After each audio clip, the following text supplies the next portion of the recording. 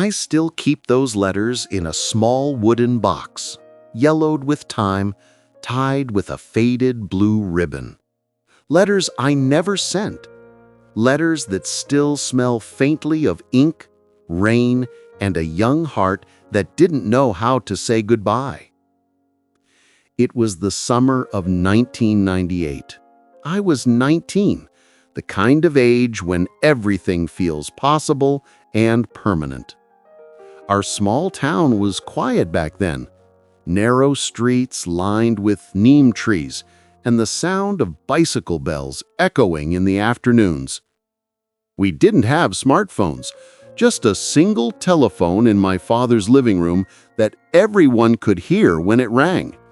So most of our words were written on paper, folded carefully, slipped into books, or passed quietly after class. That's how I first started writing to her, Emma. She sat in the last row of our literature class. She had a habit of tucking a strand of hair behind her ear whenever she was thinking deeply. And she thought a lot. She wasn't loud like other girls.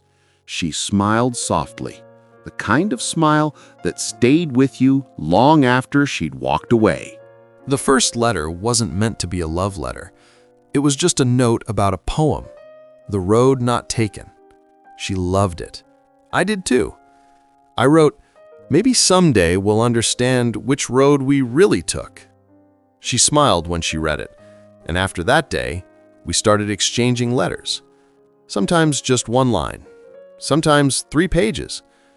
We never said love, but it was there, in the way we waited for each other after class, in the way her eyes found mine in a crowded hallway. One rainy evening, we walked home together under one umbrella. The street smelled of wet earth and jasmine. She said, "Do you ever think about the future?" I nodded. "Sometimes, but it feels so far away." She looked at me, smiling. "Not that far." That night, I wrote her a long letter. I told her that maybe, just maybe, my future already had her name in it. But I never gave it to her. Something inside me hesitated. Fear, maybe. Fear that if I said it out loud, everything would change. Then, one morning, she didn't come to class. Or the next day. Or the next. Rumors started. Her father got a transfer. They moved to San Francisco. No phone call, no goodbye, just silence. I rode my bicycle past her street for days, hoping she might appear at the gate, holding that umbrella, smiling again. But the house was empty. That's when I started writing the letters. Every evening, after dinner, I'd sit by the window with a cup of tea and write to her. Things I couldn't say when she was here. How are you? Do you still hum songs when it rains? Do you still collect old stamps? I wrote about the smell of our classroom, the sound of the old ceiling fan, and how the last day felt without her. Letter after letter, week after week, but I never mailed them.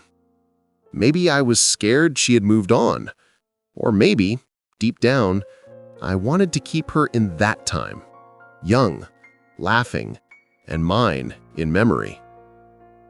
Life moved on as it always does.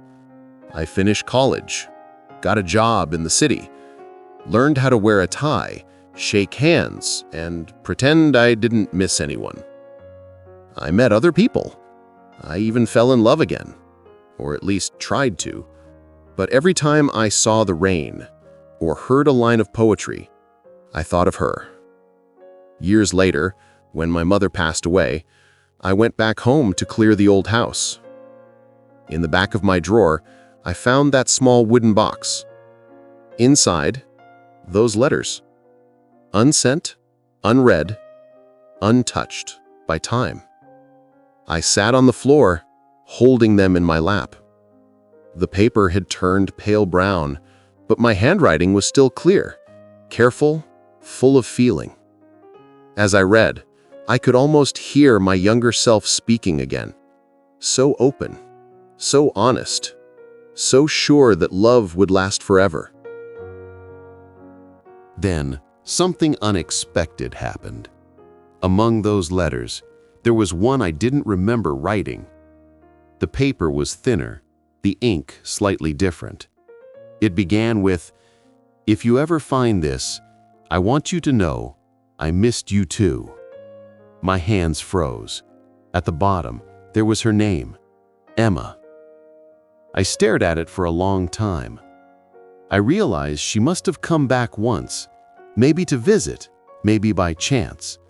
Perhaps my mother or brother gave her the letters, or she found them somehow, and she wrote this one for me, quietly leaving it behind. The words blurred as tears filled my eyes. All those years, I thought my letters never reached her, but maybe they did. Maybe she knew. Maybe she always knew. That night, I sat on the veranda, the sky heavy with clouds, smelling of rain. I read her letter again and again until the words felt like whispers in the dark. And I understood something I hadn't before. Love doesn't always need an ending to be real. Sometimes it just lives quietly inside us, folded like an old letter, surviving time, distance, and silence. We don't forget our first love. We just learn to live with their memory, like a song we hum without realizing, like rain falling on an old street. I placed all the letters back in the box, tied the ribbon again, and smiled. Not with sadness this time, but with peace. Because even though those letters were never sent, they found their way home in their own quiet way. Now, whenever I look back, I think of how simple life was. How love didn't need screens, only paper, ink, and a heart that cared enough to write.